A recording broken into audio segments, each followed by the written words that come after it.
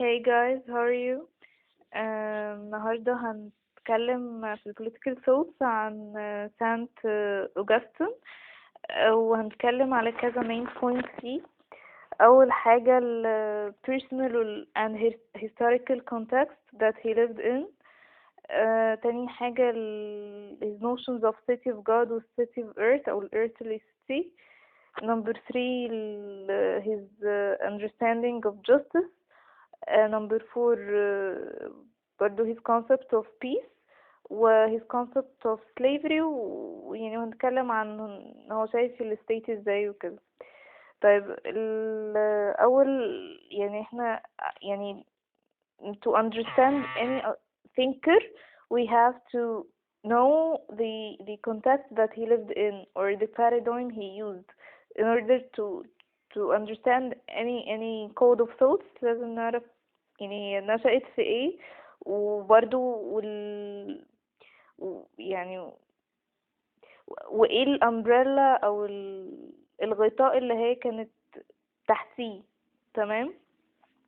طيب يعني speaking of Saint Augustine، هو عايش في فترة كانت الرومان، يعني كان بداية الكريستيانيتي، وكانت الرومان امباير بتكولابس. اوكي. فده يعني في يعني الناس اللي هم البيجنز اللي هم الوثنيين عملوا ريلاشن ما بين ظهور الكريستيانيتي والكولابس of the Roman Empire. يعني قالوا ان هو خلاص، ما هي الكريستيانيتي ساعتها كانت طلعت وتزامن في نفس الوقت ان الرومان امباير وقعت، يبقى هو ده كان السبب. فهو يعني كان طول حياته كان he was obsessed with defending the Christianity, to say that it's not the Christianity's fault that the Roman Empire has fallen. اوكي. طيب انا يعني هقول حاجات من البوك، ويعني it will be good لو يعني لو if you followed me with the book. طيب هنا في البوك في page 182 يعني هو بيتكلم او في الاول يعني عن هو كان كل ده يعني كلام عن يعني زي الكلاش او الستراجل ما بين الباجنز وما بين الكريستيانز، وان يعني لما الكريستيانيتي became an official religion of Rome، بعد paganism was prevented. Then يعني after 80 years the Roman Empire has fallen. Okay.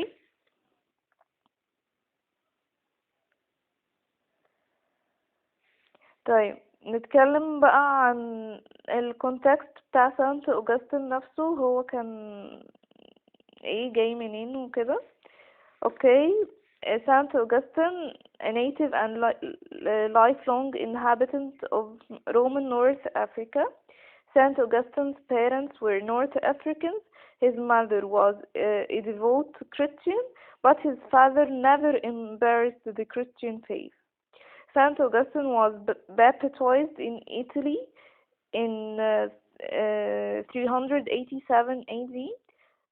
After many years of active and irrational living, which was completely contradicting with the Christian standards and beliefs.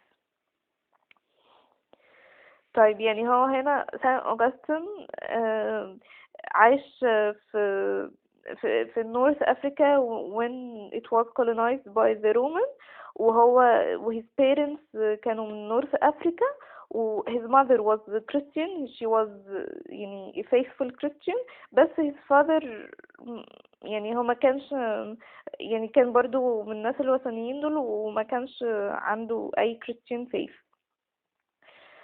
وهو يعني سانت أوغسطين يعني زي baptized، يعني he became like an atheist أو كده. اوكي.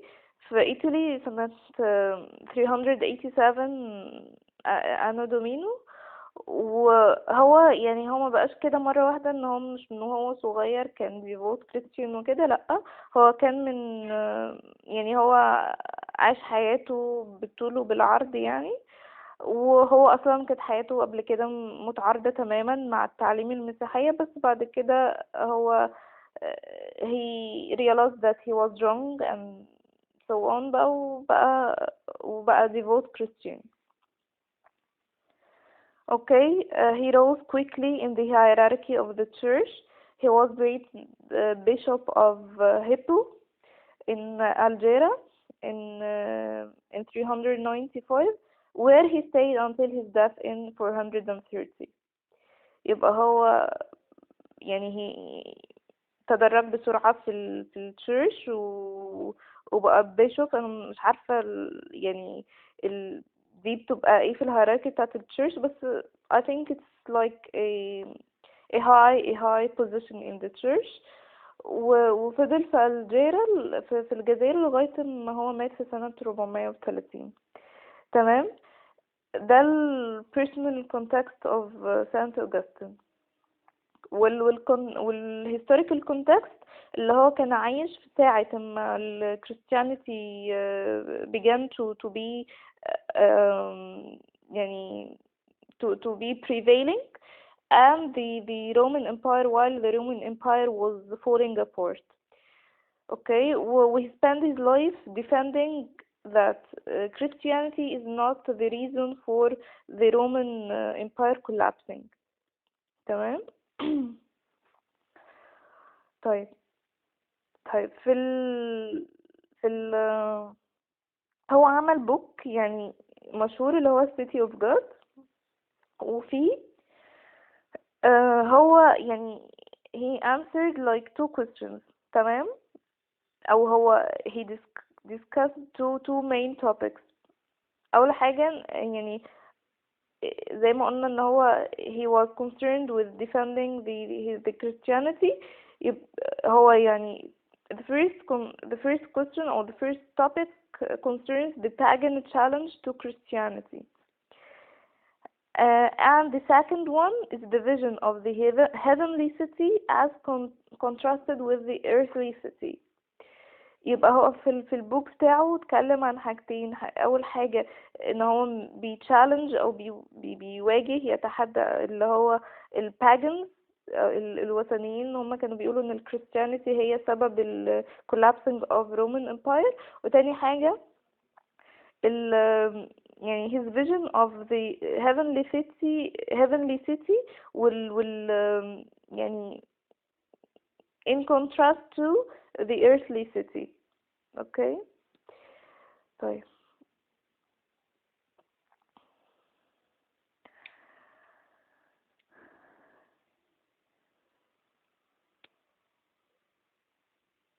طيب هو برضو in his book he was interested in the notions of God and faith, salvation. He wasn't so much interested in the organization of the state nor the political judiciary relations to the church. He wasn't concerned of all of that. He was just concerned about the God, the faith, the salvation concepts. He wasn't concerned about the relation between the state and the church and how the church is acting politically, or does the church have a role in the political life. No, he wasn't concerned with all of that. He just was concerned about the God, faith and salvation notions. Okay. وبرضه he was يعني برضه نكمل الموضوع. he was concerned with the ways of life. He wasn't concerned with the organizations of life.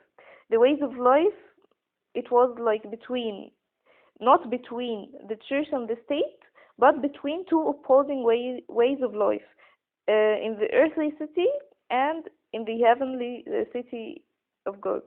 تمام. يعني هو ما كانش مشغول بالمؤسسات او بالتنظيمات اللي هو the state and the church. هو he never put the state versus the church, but he was concerned with the notion of the earthly city versus the notion of the heavenly city. He was seeing the two ways of life contradicting each other, and therefore, or based on that, he divided the human race into two parts. One consisting of those who live according to man, and those who live according to God. يبقى هو دلوقتي قسم الهيومن ريس نفسه ل two parts. أول part who live according to their desires, to their lust, to their mind, they live to the world, and the other race or the other part was living according to God's instructions, to satisfy God only. They weren't concerned about any desires, any worldly affairs. No, they were just concerned, or they were living according to God's instruction, and they were seeking his satisfaction. اوكي. وده الفرق ما بين ال heavenly city وال city of God.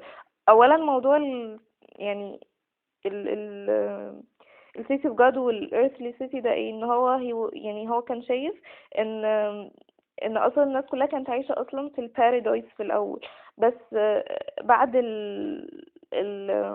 الذنب او الخطيئة بتاعت سيدنا ادم، وبعد كده لما نزلوا الهيومن ريس كله بقى على الارض، هو شايف ان من ساعة ما الهيومنز were introduced to earth and يعني since then ان هم بيكفروا عن سيئاتهم. اي حاجة بتحصل لهم بتبقى عبارة عن تكفير لسيئاتهم، وان هم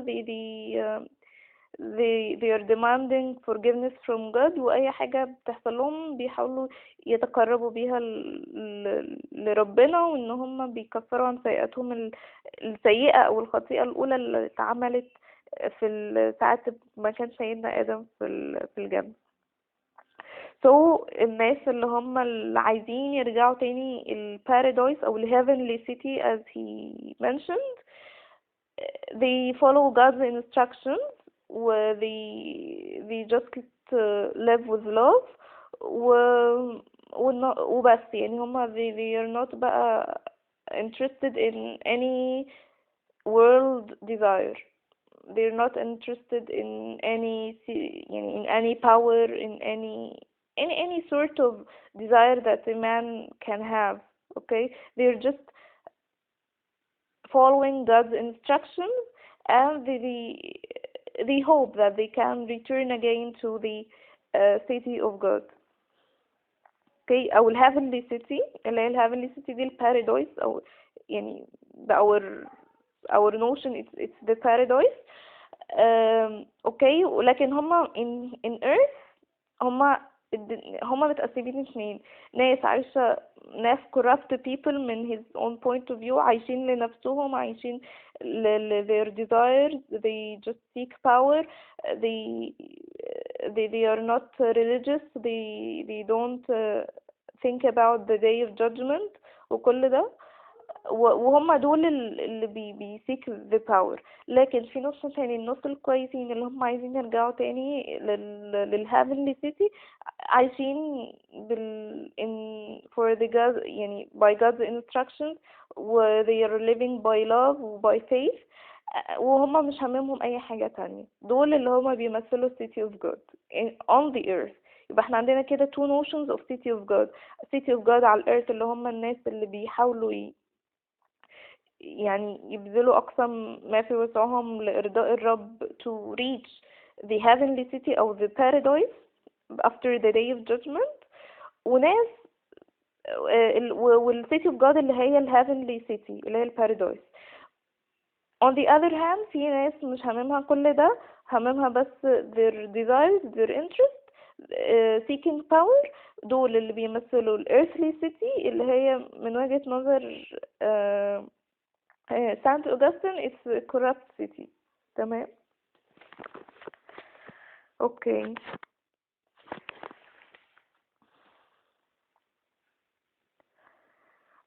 طيب اوكي، برضو another notion من Saint Augustine.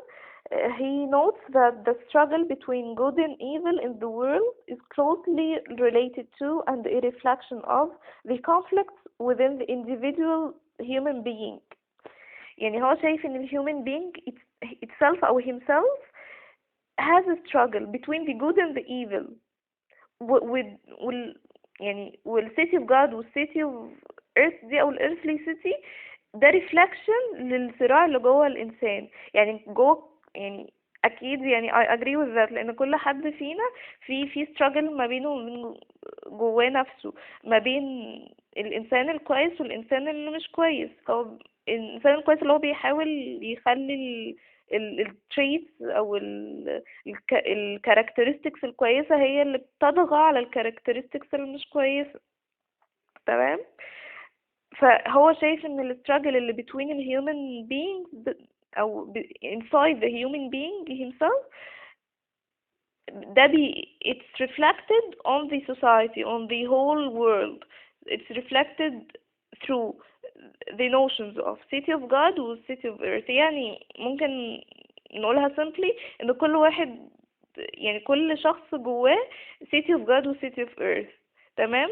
الكويس هو اللي بيغلب ال city of God على ال city of earth. اللي مش كويس اللي هو follow his desires و interests we don't care about the faith and God and so on. تمام. اوكي. طيب ندخل في حاجة كمان. ال notion of justice أو ال concept of justice for Saint Augustine. يعني هو أصلا Saint Augustine يعني he strictly أو he's following the Platonic ideas. يعني هو شايف ان بلايتو ده كويس، يعني هو somehow following his thoughts بس he's developing it to fit the Christianity or the Christian form of these thoughts. okay. هو بلايتو كان شايف الجستس ازاي؟ كان شايفها ان right man in the right place. كان شايفها ان كل واحد جواه ثلاث قوى بتحركوا او يعني in general 3 قوى اللي هي الwisdom والcourage الايه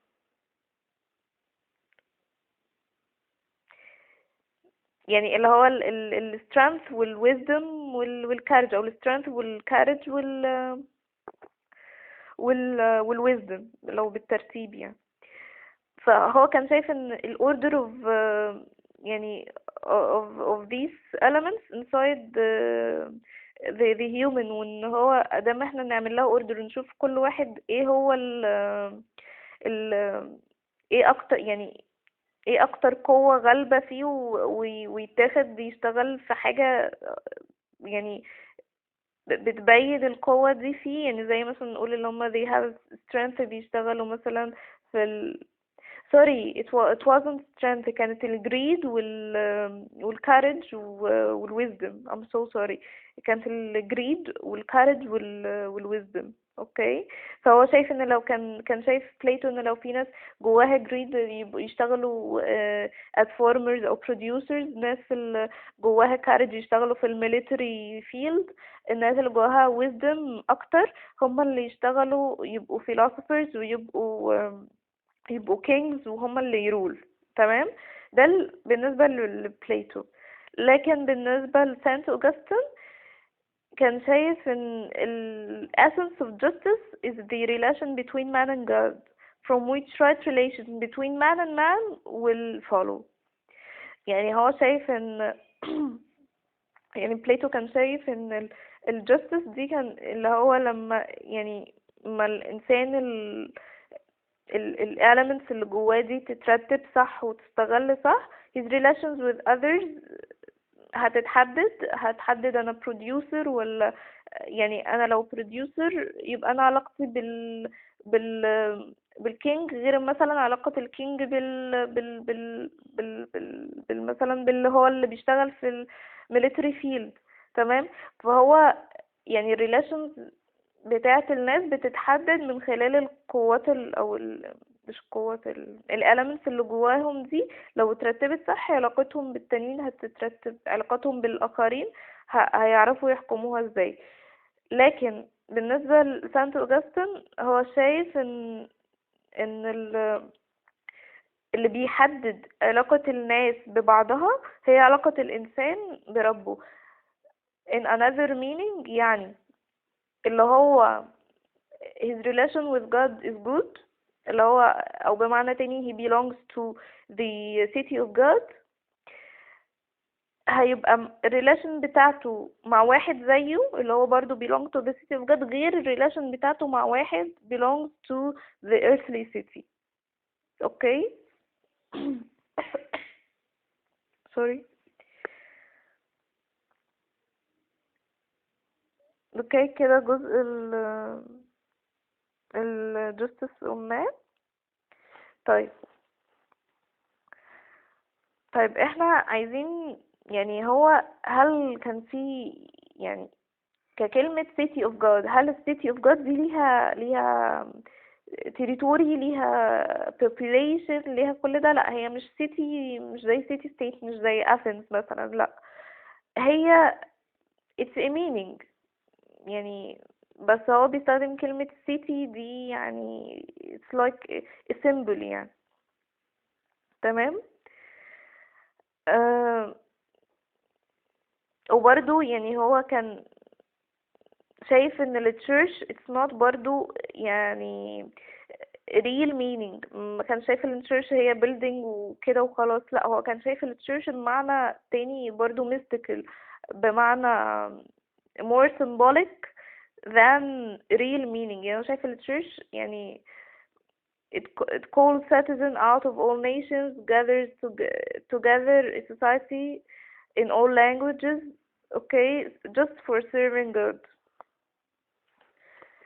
يعني هو كان شايف ال church it's more of a commonwealth، ما كانش شايفها ان هي يعني مبنى وناس جواها وممبرز ومش عارفه ايه، لا هو اصلا يعني كان ساعتها برضو ال church ما كانتش لسه developed قوي، وما كانش ليها كيان قوي زي ما مثلا هيبقى في سان توماس اكوينس. لا هو كان ساعتها برضو ال church كان it was just a notion of God, it was just a notion of love, it was just a notion of brotherhood. كان كلها يعني notions، ما كانتش حاجة developed قوي. كان فيها ممكن يبقى فيه كنايس وليها مباني وكده، لكن ما كانتش organization بالمعنى المفهوم دلوقتي. تمام. يبقى برضو هنقول برضو هنا term كانت ال Christian Commonwealth. ال Christian Commonwealth ده concept برضو كان قاله سانت أوجستين، ان هو يعني بيقول ان all Christians all over the world are brothers، وبيجمعهم ال Christianity او ال faith ده هو اللي بيجمعهم، وال love of God هو اللي بيجمعهم regardless بقى their race their nationality their language regardless اي حاجة، هم بيجمعهم ال love of God وال faith وال Christianity. okay, they are all brothers and sisters in Christianity.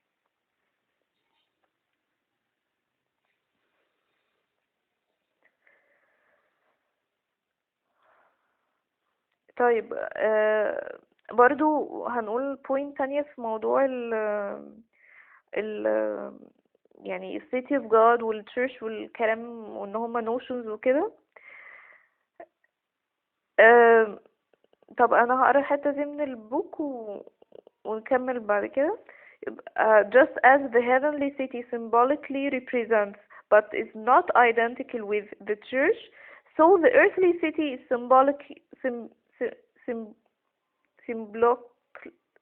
symbolically reflected in the state.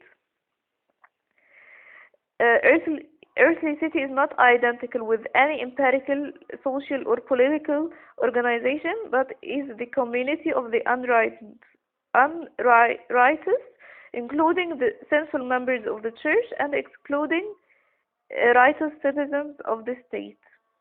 طيب يعني الكلام ده كله يعني ان هو احنا قلنا ان هي التشيرش دي كانت notion of love of God وكده زي ال heavenly city، تمام، او ال city of God. بس هي مش identical with it. it's برضو notion، يعني هما الاتنين نفس النوشنز تقريبا. ونفس الكلام هنقوله عن ال earthly city. it's يعني like it represents the earthly city with all the corruption in it. تمام.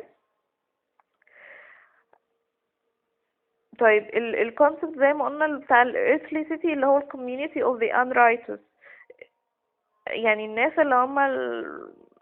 اللي هم مش على حق بالنسبة لهم، هم دول الكوميونتي بتاعهم، هو ده ال earthly city including ال sinful members of the church. يعني ال church ممكن يبقى فيها ناس sinful أو مخطئين،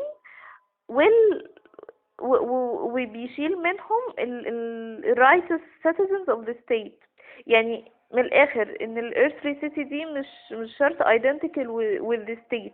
لا، ممكن ناس في الستيت تبقى كويسة ف they don't belong to the earthly city و belong to the city of God.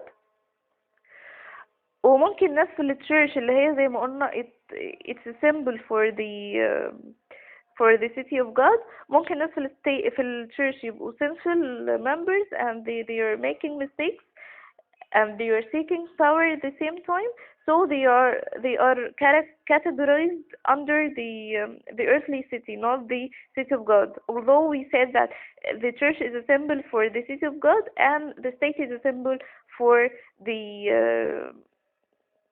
state is a symbol for the earthly city.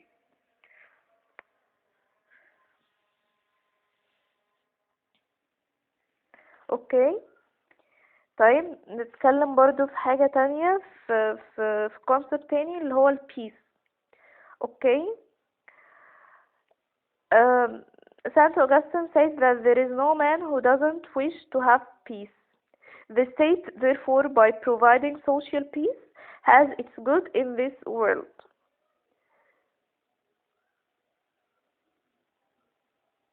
اوكي. يعني هو شايف ان يعني سانت اوغسطين شايف، هو انا by the way في page 184. سانت اوغسطين شايف ان هو ما فيش حد على الارض يعني مش بيتمنى انه يعيش في سلام. فشغلة الستيت بالنسبة له ان هو توفر له السلام الاجتماعي، يعني توفر له بيئة فيها سلام علشان هو يقدر يعني in order for him to pray God أو to pray to God to serve God. اوكي. يعني هو بالنسبة له الستيت زي هي أداة لتوفير السلام علشان هو يعرف يعني يخدم الرب كويس. بس هو شايف ان الفرق يعني ما بين يعني طب ما هو كده يبقى الستيت it's a good state بقى، وان هي برضو ما هم بيوفروا البيس وكل حاجة. لا، هم مش بيوفروا البيس عشان for the sake ان هم to pray to God. لا، هم بيوفروا البيس for it desires earthly peace for the sake of enjoying earthly goods. يعني هو شايف ان الستيت بتوفر البيس مش علشان هم عايزين يعبدوا او يتعبدوا كده، لا، علشان هم الناس اللي في الايرثلي سيتي عشان enjoy ال earthly goods وال earthly deeds that they do. وبس يعني هو مش شايف ان هو ده بيخليهم ناس كويسة. لا، برضو زي ما قلنا هنقول الباراجراف ده اللي هو the peace that the state provides is according to Saint Augustine not an end in itself but only a means, a condition that makes the service to God possible. The peace of the state is the temporary tranquility that enables man to work for the heavenly city, which is peace never ending.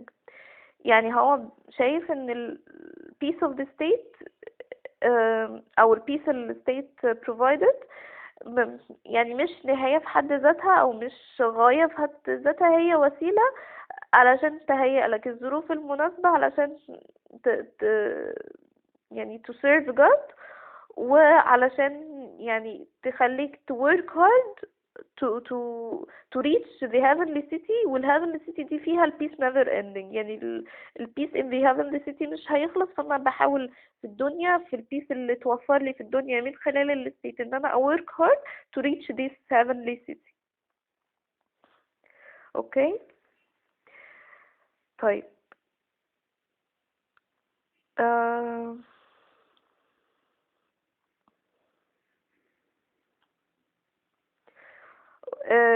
هندخل في نوشن تانية او اللي هي اخر نوشن عندنا السليفري. اوكي، هو سانت اوجستين ما كانش شايف ان يعني مش شايف ان السليفري حاجة مش كويسة او كده، وبعكس الحاجات اللي قبل كده هو كان بيعتمد على على البلاتونيك thoughts و ideas. هنا بيعتمد على أرسطو، يعني somehow أكيد مش 100% بس somehow he's depending on the Aristotle's rationale of slavery. طيب هنقراها برضو ونقولها يعني بعد كده. يبقى ده page 185. It's a Christianized version than slavery. Slavery for Saint Augustine is a Christianized version of Aristotle's rationalization of slavery. Man was created in God's image to be master of irrational creatures, beasts, but not of a fellow man. Slavery is therefore not the result of man's nature as originally intended by God, but the result of sin. يعني it's the reason for the slavery. It's both punishment and remedy for sin. يعني وأرسطوطل slavery is the just relation between those who possess virtue and those who do not. طيب نتكلم بقى بالراحة. احنا قلنا ان هو يعني let's recall the Aristotle's rationalization of slavery كان ايه. كان هو ارسطوطل بيقول ان slavery برضو مش حاجة وحشة. هو في ناس they possess يعني wisdom او they possess high mental abilities وناس they don't possess anything. اللي هما الماسترز can take decisions for those who are slaves والslaves can do work for the masters. فكانت زي mutual relationship ما بين الماستر وما بين السليف. يعني الماستر كان هو بيخلي السليف يشتغل والسليف كان بيخلي الماستر ياخد له قراراته عشان الماستر ده قدراته العقلية اكتر منه. ده in Aristotle's point of view. طيب بالنسبة لسانت أوجستين بقى ما كانش الموضوع كده. كان موضوع ازاي؟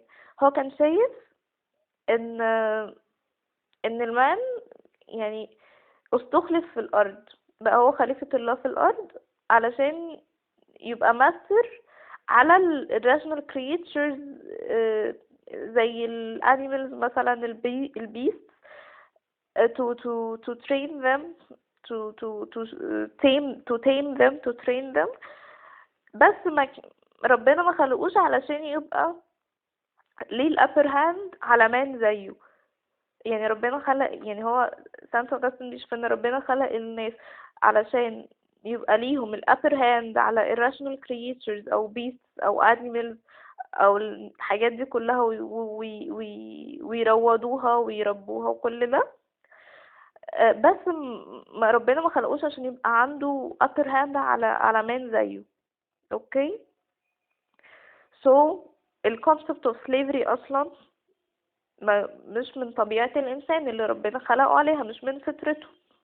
تمام.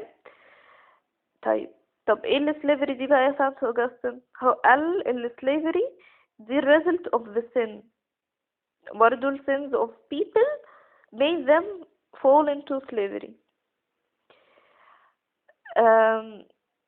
يعني وبرضو it's like برضو زي ما قلنا السن الأكبر أو السن اللي اتعمل by prophet آدم واللي خلى الناس تنزل على الأرض، فهو ده برضو result of this sin.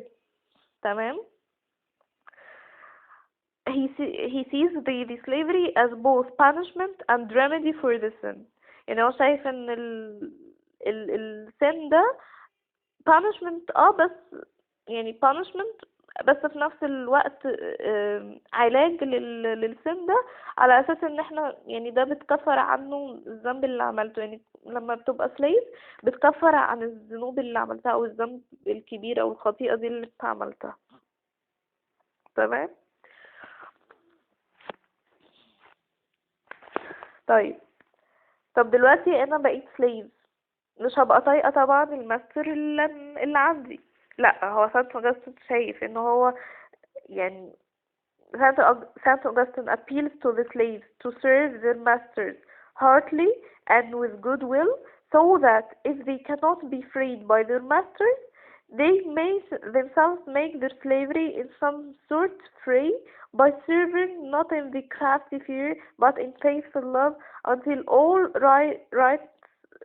righteousness pass away and all principality and every human power be brought to nothing as God be in all.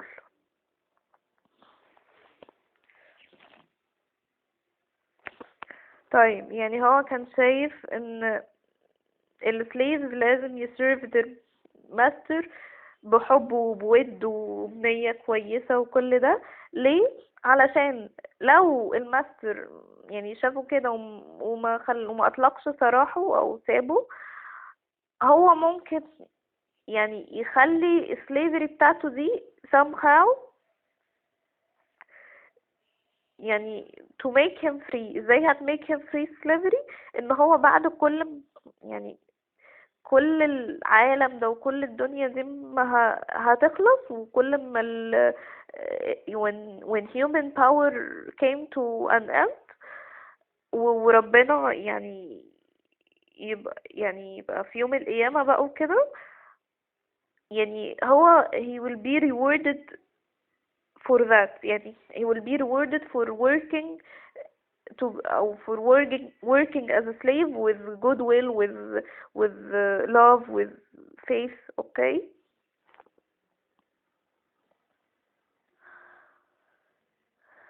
اوكي، يعني فهو شايف ان حتى لو انا slave لازم ابقى slave كويس وكده، لان هو شايف برضو ان الورلد ده هينتهي، وان في الاخر we will reach the day of judgment، واللي هيخليني كويس ان هو العمل الكويس في الدنيا دي. فانا خليني كويسة في الدنيا دي ومليش دعوة باي حاجة. وحتى لو انا slave I serve my master in a good way علشان in the day of judgment ده هي will be rewarded. اوكي. فهو برضو his main concern في كل يعني لو احنا شفنا كل ال ideas بتاعته هنلاقيه he was just concerned by the end of this life، وان هو بداية living in the heavenly city اللي هي paradise. اوكي. طب وهو في reason تاني، هو كانوا بيقولوا برضو ان عشان السليفري يعني هو يعني ليه السليفري حاجة كويسة.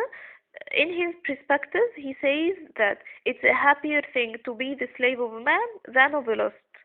يعني هو كان شايف ان يعني it's a good thing يعني ان انا ابقى slave لمن than to be the slave of my desires.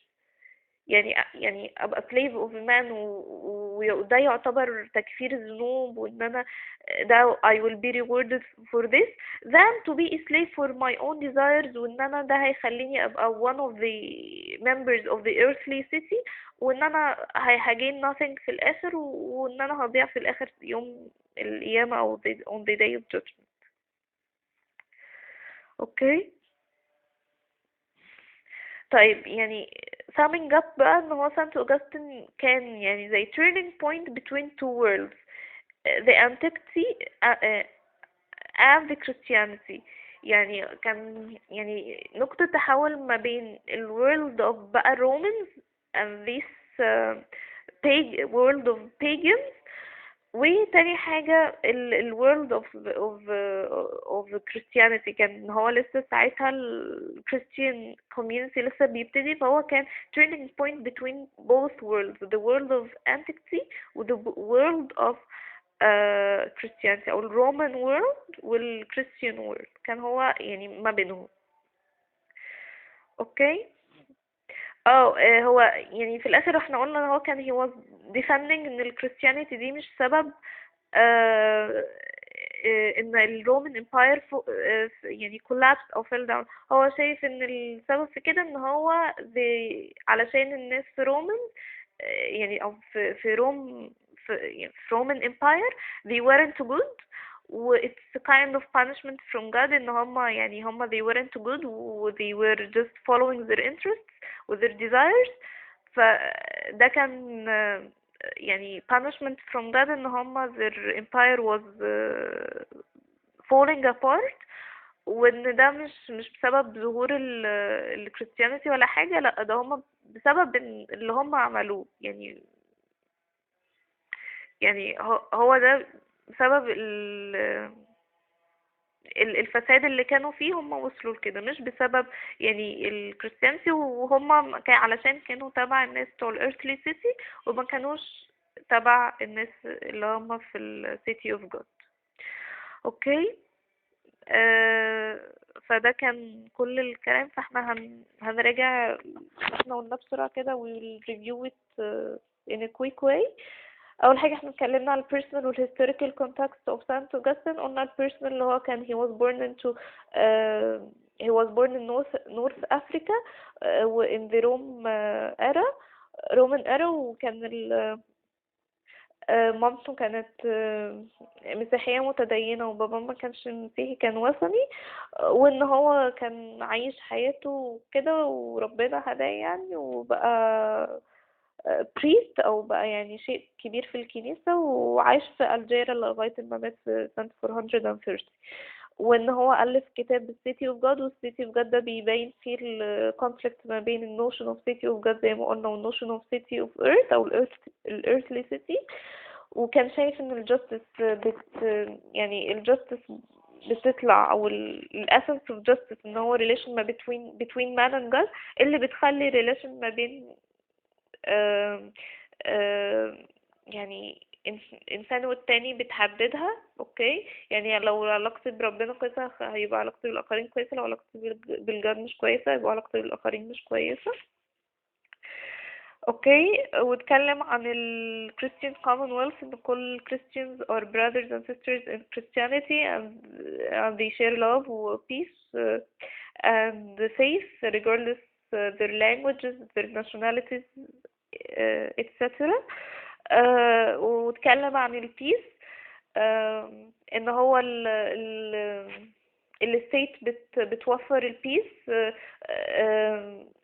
هو يعني for the earthly people علشان to achieve their desires with their interests، لكن على for the city of God people to in order to serve God in a good conditions. وان هي دي هتبقى يعني if I serve God well in a peaceful conditions أنا I'll get promoted to the city of God or the heavenly city which or in which the peace is never ending. آخر حاجة اتكلم عنها السليفري، وقال ان people aren't born slaves بس علشان السليفري دي is a result of the sin و it's both punishment and remedy.